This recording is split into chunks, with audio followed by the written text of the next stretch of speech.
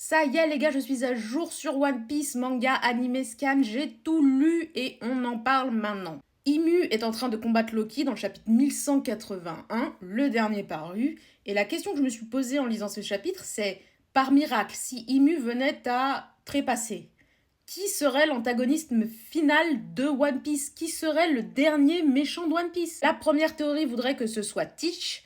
Il veut devenir le roi des pirates, il veut également venger son père. Il est très puissant.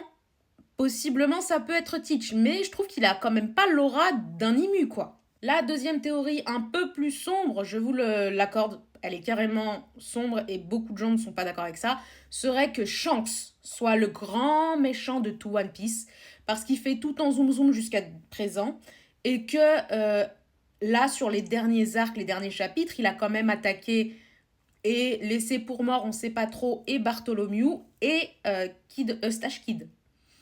Donc possiblement, Shanks recherche du One Piece, il est grand empereur, Luffy dit depuis le début qu'il va devoir battre tous les grands empereurs. Est-ce que la confrontation entre les deux n'est pas inéluctable finalement? J'avoue que ça me déplaît, je préférais quand même que Imu soit le grand antagoniste de One Piece, l'antagoniste final avec le gouvernement mondial.